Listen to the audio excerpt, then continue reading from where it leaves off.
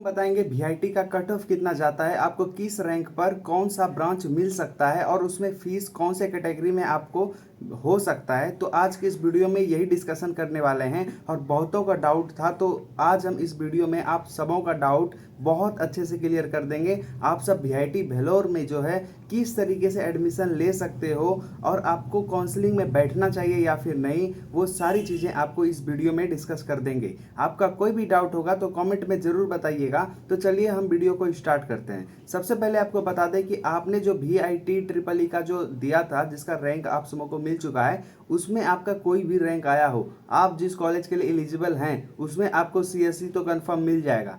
मगर बात इतना है कि देखो, उसमें भी ये भी हो सकता है कि बहुत पीछे रैंक हो तो आपको हो सकता है कि ना मिले। अगर आप वीआईटी भेलोर के लिए एलिजिबल हैं तो वीआईटी चेन्नई, वीआईटी आंध्र प्रदेश और वीआईटी भोपाल के लिए भी आप एलिजिबल हैं। और आप अगर सिर्फ और सिर्फ चेन्नई के लिए हैं, मतलब आप अगर चेन्नई के लिए हैं तो आप भेलोर के लिए एलिजिबल नहीं है। बाकी सारे जितना पीछे है उन सब के लिए आप एलिजिबल हैं।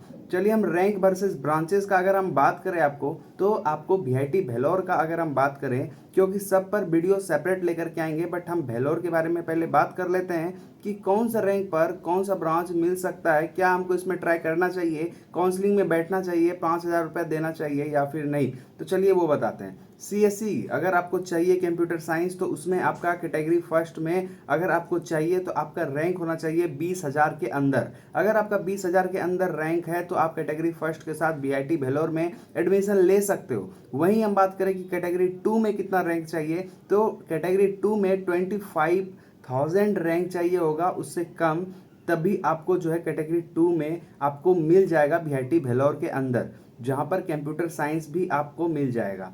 कैटेगरी थर्ड में जो है 30,000 के अंदर आपका अगर रैंक होता है तो वहां पर आपको जो है वीआईटी भेलोर वाले कैंपस में आपको सीएससी कैटेगरी थर्ड के साथ मिल जाएगा। जिनका रैंक 35,000 से कम है तो उनको जो है आपको मिलेगा कैटेगरी 4 में, और जिनका 40,000 से कम है उनको मिलेगा कैटेगरी 5 में। अभी हम बात कर लेते हैं ईसीई के बारे में, जो कि वीआईटी भेलोर के तरफ से जो वहाँ ब्रांचेस हैं, तो वो अब है ये सेकेंड ब्रांच। तो फर्स्ट ब्रांच हमने सीएसई को डिस्कस किया और अब हम डिस्कस करेंगे ईसीई में। सबसे ज़्यादा प्रायोरिटी जो होता है वो होता है सीएसई का, साथ ज़्यादा डिमांड भी होता है, अच्छा प्लेसमेंट भी लगता है। मगर अब ईसीई भी इससे कम नहीं है। ईसीई में जो है आपको कैटेगरी फर्स्ट में अगर आपको चाहिए हो तो 40,000 के अंदर रैंक होना चाहिए। वहीं हम कैटेगरी 2 की बात करें तो आपको 45,000 के अंदर रैंक लाना होगा। वहीं हम बात करें कैटेगरी थर्ड की तो आपको 50,000 के अंदर रैंक लाना होगा। कैटेगरी 4 की अगर हम बात करें तो 55,000 के अंदर आप रैंक लेकर के आओगे तो आपको ईसीई ब्रांच मिल जाएगा आपको वीआईटी भेलोर में। कैटेगरी 5 की अगर हम बात करें तो उसमें आपको 60,000 के अंदर के रैंक में आपको ईसीई देखने को मिल जाएगा। ठीक है, और ये डाटा एक्सपेक्टेड है तो आपको ये मिल जाएगा, ये सही बात है। चलिए अब हम बात करने वाले हैं थर्ड वाले ब्रांच की, जो कि है ट्रिपल ई। ट्रिपल ई क्या है? Electrical and electronics engineering. आप कर सकते हो वीआईटी भेलोर से, और वीआईटी भेलोर से करना वर्थ इट हो सकता है, बट कैटेगरी वाइज देख लेना कि इतना फीस आप दे सकते हो या फिर नहीं। अब वो कितना फीस होता है ये भी हम बात करेंगे। तो चलो अब हम बात करते हैं ट्रिपल ई के बारे में, जो कि तीसरा है। पहले हमने सीएसई, फिर ईसीई और अब ट्रिपल ई। तो कैटेगरी फर्स्ट में अगर आपको चाहिए है वीआईटी भेलोर में तो 50,000 के अंदर रैंक लाना होगा। कैटेगरी 2 में चाहिए तो 55,000 के अंदर रैंक लाना होगा। कैटेगरी थर्ड में चाहिए तो 60,000 के अंदर रैंक लाना होगा। कैटेगरी 4 में चाहिए तो 65,000 के अंदर रैंक लाना होगा। वहीं हम बात करें कैटेगरी 5 का तो आपको जो है 65,000 से ज़्यादा भी होगा तो आपको मिलने का चांसेस है। ठीक है, या फिर आप चेन्नई वाले में आपको दे सकता है। चलिए अब हम बात करते हैं मैकेनिकल इंजीनियरिंग के बारे में। तो हमने 3 ऑलरेडी बात कर रखा है और अब चौथा का नंबर है। तो इसमें क्या है कि कैटेगरी फर्स्ट में अगर आप चाहिए 40,000 के अंदर रैंक लाना होगा। कैटेगरी 2 में आपको 45,000 के अंदर रैंक लाना होगा, और कैटेगरी थर्ड में 50,000 के अंदर रैंक लाना होगा। कैटेगरी 4 में 55,000 के अंदर रैंक लाना होगा। कैटेगरी 5 में 60,000 के अंदर रैंक लाना होगा, जिससे आप वीआईटी भेलोर में मैकेनिकल इंजीनियरिंग कर सकते हो।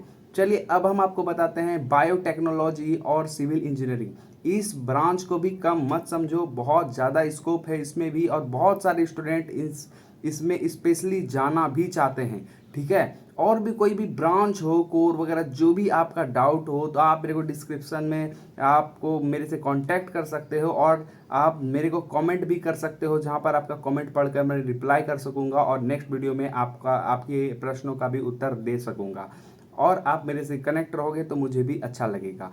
बायोटेक्नोलॉजी और सिविल इंजीनियरिंग की अगर हम बात करें तो इसमें आपका कैटेगरी फर्स्ट के में अगर आप जाना चाहते हैं कैटेगरी फर्स्ट के साथ, तो 90,000 के अंदर रैंक होना चाहिए।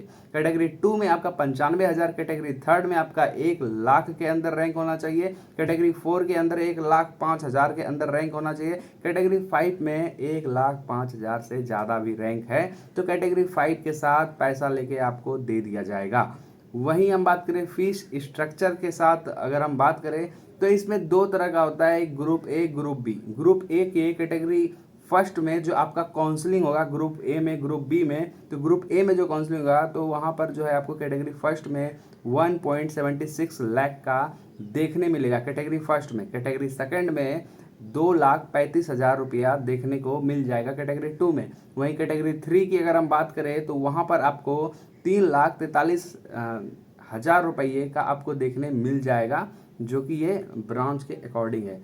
वहीं हम बात करें फीस कैटेगरी 4 में कितना लगता है तो 3,68,000 रुपये लग जाते हैं, और कैटेगरी 5 में 3,98,000 लगता है। वही ग्रुप बी ब्रांचेस की अगर हम बात करें जो नेक्स्ट काउंसलिंग में होगी तो वो कैटेगरी फर्स्ट का जो है आपको 1.98 लाख का जाता है। वहीं कैटेगरी 2 की बात करें तो 3.07 लाख का होता है, कैटेगरी थर्ड में 4.05 लाख का होता है, और कैटेगरी 4 में 4.48 लाख का होता है फीस। वहीं हम कैटेगरी 5 की फीस की बात करें तो 4.98 लाख मतलब 4,98,000 रुपये का होता है, जो कि 5 लाख होता है। ठीक है, तो वीआईटी का अगर हम स्कॉलरशिप का बात करें तो आपको रैंक 1 से लेके 10 तक के रैंक में आपको 100% का ट्यूशन फी जो है 4 साल का वो माफ़ कर दिया जाता है 100%। 1 से 10 तक के रैंक में आते हो तो। वहीं हम बात करें रैंक 11 से 50 तक आता है तो 75% तक का डिस्काउंट मिल जाता है। रैंक 51 से 100 तक आता है तो आपको 50% तक का डिस्काउंट मिलता है। ठीक है, और वहीं अगर आप 101 से लेकर के 500 रैंक के आसपास आओगे, मतलब इसके अंदर आ जाओगे, तो आपको 25% का ट्यूशन फी में आपको वेवर देखने मिलेगा, आपको डिस्काउंट कर दिया जाएगा। और इस कॉलेज में जाना वर्थ इट है या फिर नहीं है?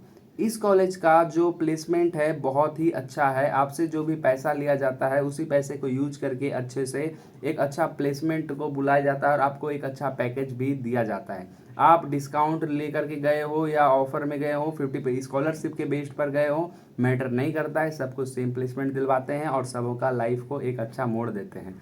ठीक है, और ये कॉलेज भी बहुत शानदार है। ये आईआईटी एनआईटी जैसा कॉलेज है, इसमें भी बहुत अच्छा इंफ्रास्ट्रक्चर और एक अच्छा लाइफ है, और इसमें जाना वर्थ इट हो सकता है। अगर आपको बिट्स पिलानी वगैरह और भी इन सब में, आरबी रमैया, ये सब कॉलेज में अगर फीस ज़्यादा लग रहा है तो आप अदर स्टेट को छोड़ के, नोएडा और वेस्ट बंगाल और भी जगहों पर छोड़ करके आप इस कॉलेज को प्रीफर कर सकते हैं, और इस पैसे में जाना चाहते हैं तो वो भी जा सकते हैं। वहीं हम बात करें कि इंटीग्रेटेड कोर्स भी इसमें प्रोवाइड कराई जाती है, जिस पर जो है डिटेल वीडियो आपको जल्द ही इसी चैनल पर देखने को मिल जाएगा। वहीं हम बात करें कि आपको क्यों वीआईटी ही चुनना चाहिए, तो उसका रीज़न सिर्फ और सिर्फ ये हो सकता है क्योंकि कोई भी इंडिया में और भी कोई दूसरा प्राइवेट इंजीनियरिंग कॉलेज नहीं है जो इस काबिलियत पर हो, इस लेवल पर हो, जो आपको जो पैसा देते हो उसका आरओई जो है आपको बढ़िया देता हो। ऐसा कोई भी कॉलेज अभी तक में इंडिया में नहीं है। वहीं बात करें बिट सेट वगैरह का, जिससे एग्ज़ाम देकर बिट्स पिलानी वगैरह जाते हैं, तो वो बात अलग है। कॉमेंट के थ्रू भी आप बेंगलोर का top engineering colleges, RB Ramaiah भी उसमें इंक्लूड है, वो सब भी आप ले सकते हो। और भी बहुत सारे कॉलेजेस हैं जो कॉमेंट के थ्रू ले सकते हो। अब जब मान लो आप पढ़े नहीं हो, ज़्यादा कुछ आपको नॉलेज नहीं है, या फिर नॉलेज भी है आप कर नहीं पा रहे हो, तो आप बीआईटी एग्ज़ाम देते हो, जो भी रैंक आता है उस बेसिस पे आपका हो जाता है। सेटिंग वगैरह भी बहुत लोग करा करके, बहुत दिमाग लगा करके भी अपना एक सीट जो है रिजर्व करवा लेते हैं, और इंटीग्रेटेड कोर्स भी बहुत सारे स्टूडेंट्स लेना प्रीफर को करते हैं।